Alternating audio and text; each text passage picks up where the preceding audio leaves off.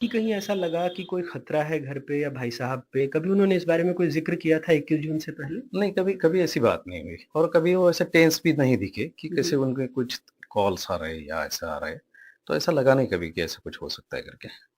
कभी आप लोगों ने उनसे कहा कि चूँकि एक बात आ रही है कि एक व्हाट्सएप ग्रुप था कोई ब्लैक फ्रीडम उसके हुँ। सदस्य थे और उन्होंने कुछ नूपुर शर्मा के समर्थन में पोस्ट किए थे। तो कभी आपको पता लगा, कभी आपने उनको मना किया? क्या आप भी उस ग्रुप के मेंबर थे? आपने देखी उनकी पोस्ट को? नहीं, मैं उस ग्रुप का मेंबर नहीं हूँ और मैंने कभी ये पोस्ट देखे नहीं थे और हमें मालूम ही नहीं थे कि इस टाइप के कुछ पोस्ट भी वो फॉरवर्ड कर लेते करके। हुँ, हुँ। तो हमें पता ही नहीं था इस बारे में कुछ भी। अलग तरीके की बातें आ रही हैं। कुछ लोग कह रहे हैं कि उन्होंने सिर्फ़ व्हाट्सएप फॉरवर्ड किया था, उनका कोई रोल नहीं है। कुछ लोग उनको मास्टरमाइंड बता रहे हैं। पुलिस कह रही है ऑफ द रिकॉर्ड कि वो मास्टरमाइंड नहीं है, व्हाट्सएप फॉरवर्ड किया, लेकिन कुछ लोग कह रहे हैं कि मास्टरमाइंड हो भी सकते हैं। आप चूँकि आपका परिवार उनसे कुछ सालों से जुड़ा हुआ था, आपको लगता है कि ऐसी कोई चीज़ की होगी? आप क्या समझते हैं इस बारे में? मास्टरमाइंड तो पुलिस वाले किसी और को बोल रहे हुँ, हैं।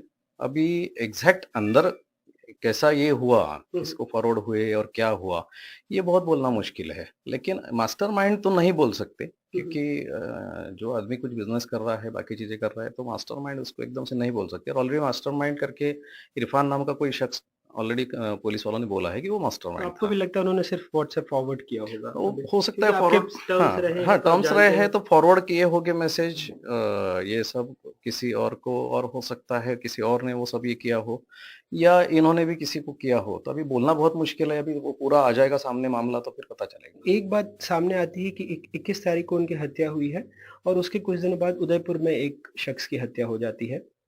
यहाँ पर महाराष्ट्र में पूरा राजनीतिक घटनाक्रम बदल जाता है और उसके बाद ये बात सामने आती है कि नुपुर शर्मा के पोस्ट की वजह से यहाँ पर भी एक हत्या हुई है।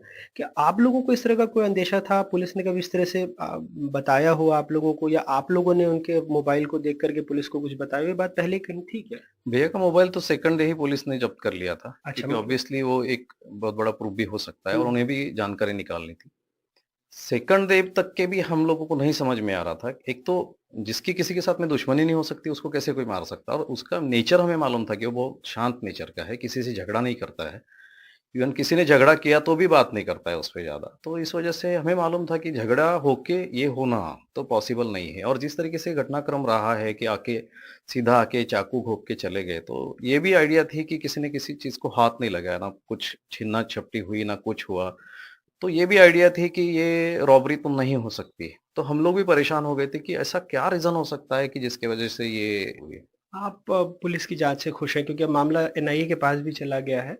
तो अब जो भी अगर आतंक के तार जुड़े हैं वो एनआईए जाँचेगी। बट बहरहाल जब जो प्रोग्रेस थी क्योंकि आप कह रहे हैं कि दूसरे दिन अरेस्ट हो गया था तो आप खुश थे पुलिस की जाँच हाँ, में? काफ़ी क्योंकि देखिए अरेस्ट बहुत फ़ास्ट होना शुरू हो गया था और उनका काम भी शुरू हो गया था। सभी के लिए पीसीआर निकल गया था और उनका बाकी काम चल रहा था। मेन कैसा है कि वो हमारी सिक्योरिटी को लेके भी ध्यान रख रहे थे। हमने कभी डिमांड नहीं की कि हमें सिक्योरिटी चाहिए।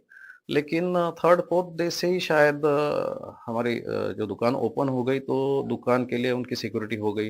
रात को जब भी बच्चे घर पे आते थे तो पुलिस की वैन घर तक के छोड़ने आती थी।